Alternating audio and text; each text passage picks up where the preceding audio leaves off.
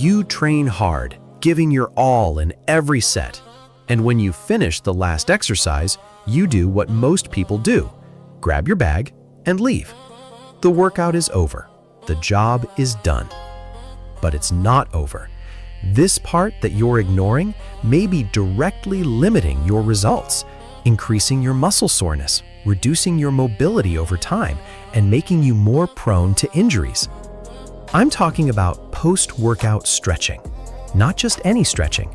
3 specific, targeted stretches that science supports and that make a real difference in your performance and recovery. Today, I'll show you what they are, how to perform each one correctly, and why you can no longer ignore this part of your workout. Why post-workout stretching matters more than you think. First, let's understand what happens to your muscle during training. When you train with weights, the muscle contracts repeatedly. Muscle fibers shorten, accumulate metabolic byproducts, and remain in a state of high tension. The muscle literally ends the workout shorter and more tense than when it started. If you do nothing to reverse this, this shortening accumulates over time. Week after week, month after month of intense training without stretching, the muscle will progressively lose range of motion. You become less mobile. The movements of the exercises become more restricted. Performance drops. And there's more. A shortened muscle is a muscle that is not in the optimal position to grow. Maximum hypertrophy occurs when the muscle works through its full range of motion. If it is shortened, you are leaving results on the table every time you train. Post-workout stretching, done when the muscle is warm and has high blood flow, is the ideal time to work on flexibility and restore muscle length. The tissue is receptive, the temperature is high, and the results are significantly greater than stretching cold. You don't need 30 minutes. You don't need an entire yoga session. 3 specific exercises, 2 to 3 minutes each, and you've already done the essentials. 8 to 10 minutes in total. This investment changes your recovery, your mobility, and your results. How to apply. Before leaving the gym after your next workout, stay for another 8 minutes, just 8. Do these 3 stretches. Observe how your body feels over the next 48 hours compared to when you don't stretch. First stretch, chest and anterior shoulder against the wall. The first stretch is for the chest and anterior shoulder against the wall. If you do bench press, dumbbell flies, push-ups, or any pushing exercise, this one is mandatory. Why this one? The chest and anterior deltoid are 2 of the muscles that shorten the most with pushing training. When they become chronically shortened, they pull the shoulders forward, creating a rounded shoulder posture. This is not just aesthetic, it's a posture that overloads the cervical spine, the rotator cuff, and drastically increases the risk of shoulder injury. Execution, stand sideways near a wall or column. Raise your arm to 90 degrees, elbow also to 90 degrees, as if you were giving a stop sign. Support your forearm and palm on the wall. Now, slowly rotate your body away from the wall, opening your chest. You will feel an intense stretch in your chest and the front of your shoulder.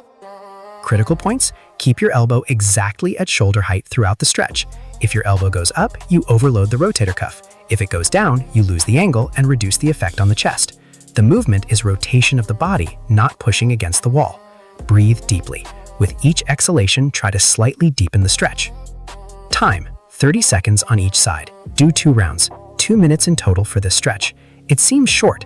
After a few days of doing this consistently, you will notice your shoulders naturally moving further back, your posture improving, and pushing exercises becoming more efficient because the muscle is at the correct range of motion. How to apply. Right after the last chest or shoulder exercise, go straight to the wall, while the muscle is still warm and the blood is circulating. This is the right moment. Second stretch, back and latissimus dorsi in suspension or on a bar. The second is the back and latissimus dorsi stretch in suspension. If you do pull-ups, rows, any pulling exercise, this is essential. Why this one? The latissimus dorsi is one of the largest muscles in the body. It runs from the pelvis to the humerus. When it becomes shortened due to excessive pulling training without stretching, it compresses the spine, limits arm elevation, and directly interferes with the quality of squats and deadlifts because it is connected to the pelvis. A shortened latissimus dorsi is a muscle that literally limits multiple movements of your body at the same time. It's not an isolated shoulder mobility problem. It's a problem that affects the entire kinetic chain. Execution, hold a fixed bar, the handrail at a machine, or any solid support at or above shoulder height. Hold the bar with both hands and let your body weight create traction. Your feet remain on the ground, but you slightly move your hips away from the bar, allowing your spine to lengthen. Feel the stretch along the entire side of your torso, from your hip to your armpit. To deepen the stretch, while suspended, tilt your hips slightly to one side. You will feel the stretch migrating to the latissimus dorsi on that specific side. Hold for a few seconds on each side before returning to the center.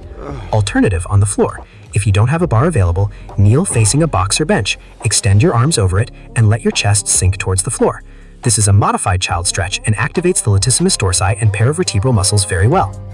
Time: 45 seconds to 1 minute suspended or in the child position. 2 rounds, 2 to 3 minutes in total. Simple, direct, and with a real impact on spinal and shoulder mobility. How to apply. After the last back exercise, go straight to the barbell or bench press, while the latissimus dorsi is still warm and has high blood flow. Third stretch: quadriceps and hip flexor in lunge position. The third is for quadriceps and hip flexor in the lunge position. If you do squats, leg presses, lunges, or any leg exercise, this one is non-negotiable. Why this one? The hip flexor, especially the iliopsoas, is chronically shortened in most people because we spend hours sitting every day. When you train legs without stretching the flexor, this shortening deepens, and a shortened hip flexor is one of the main causes of lower back pain, anterior pelvic tilt, and limited squat depth. It's no coincidence that people with chronic lower back pain almost never have good hip flexor length, and it's no coincidence that people who squat deep and with good posture almost always have good hip flexor mobility. Execution: go into the lunge position, back knee on the floor, front knee at 90 degrees. Now push your hips slightly forward and down, keeping your torso upright. You will feel the stretch in the front of your thigh and hip of your back leg. To intensify, raise the arm on the same side as your back leg above your head and lean slightly to the opposite side. This creates additional traction along the entire lateral chain. Critical points: the front knee cannot go past the toes. If it does, you lose the correct position and the focus shifts away from the hip flexor. Keep your torso upright throughout the stretch without leaning forward. Breathe deeply and actively relax the muscle with each exhalation. Time: 45 seconds to 1 minute on each side. Do 2 rounds, 3 minutes total for this stretch. One of the most impactful you can do, especially if you spend a lot of time sitting or have a history of lower back pain. How to apply. Right after the last leg exercise, go straight to the floor. Knees on the ground, lunge position, and 2 minutes on each side. You'll leave the workout with your hips much freer than when you started. How to integrate the 3 at the end of every workout. Now that you know the 3, let's put together the complete sequence for the end of every workout. The order matters. Start with chest and shoulders against the wall, then move on to back extensions and suspension, and finish with quadriceps and hip flexors and lunges. This order follows the logic of top to bottom on the body, facilitating the transition between exercises and optimizing time.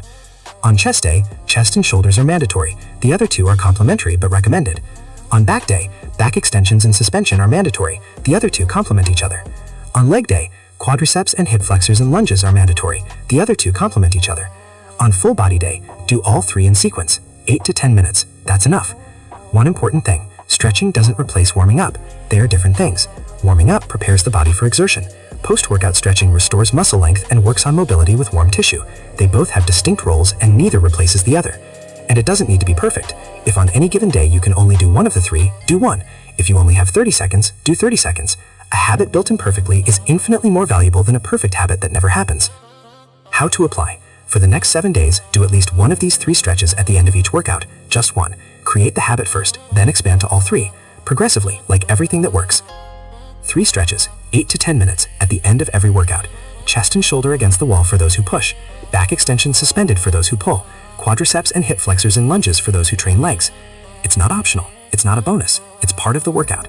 It's the part that most people ignore and that explains why many people train for years and accumulate pain, stiffness, and limited movement instead of accumulating results and quality of life. Your body will thank you. Your performance will improve. Your recovery will be faster, and you will be building not only a stronger physique, but a more functional body with greater longevity. If this video showed you something you weren't doing yet, leave a like. This helps the channel grow. Subscribe so you don't miss the next video. And tell me in the comments, do you usually stretch after your workout? Which of these 3 will you start today? I want to know. Until the next video.